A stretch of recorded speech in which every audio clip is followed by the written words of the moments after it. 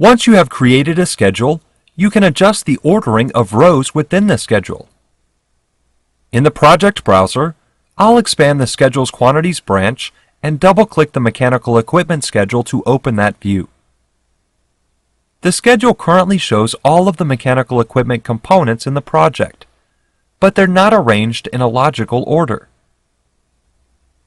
I want to sort them so that the schedule is divided first by floor level, and then within each floor, I want the equipment listed in order of their mark. To sort the schedule, you must open the Schedule Properties dialog. You can open the Schedule Properties dialog by clicking any of the Edit buttons in the Properties palette. When I click Edit next to Sorting Grouping, the Schedule Properties dialog opens directly to the Sorting Grouping tab. But if you click one of the other buttons, you can easily switch to the desired tab.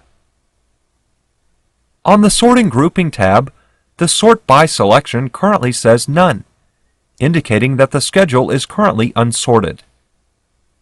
When I expand the Sort By drop-down, I can sort based on any field currently included in the schedule. I'll choose Level. As soon as I specify a field on which to sort, other controls become available. For example, I can sort in ascending or descending order. I'll select Ascending. I can also enable Header, Footer, or Blank Line. I'll select Header, which will add a label row before each level, indicating that the components that follow are on a particular level. I'll also choose Footer. A footer enables me to total elements within each sorting group. As soon as I select that checkbox, the adjacent drop-down becomes active, and I can choose how I want the data to be totaled. I'll select Title, Count, and Totals. I'll also select Blank Line to insert a blank line between each group of equipment. Next, I'll expand the Then By drop-down and choose Mark. I'll leave this set to ascending order. Pay attention to the Itemize Every Instance checkbox.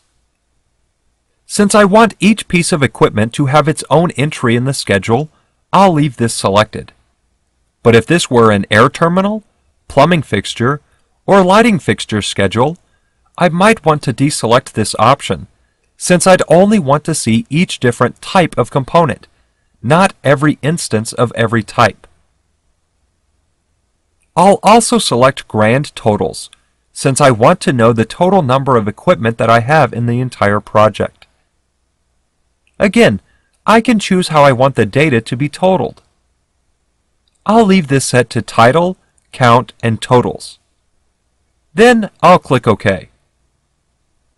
Now, the schedule is sorted first by level, and then within each level by mark.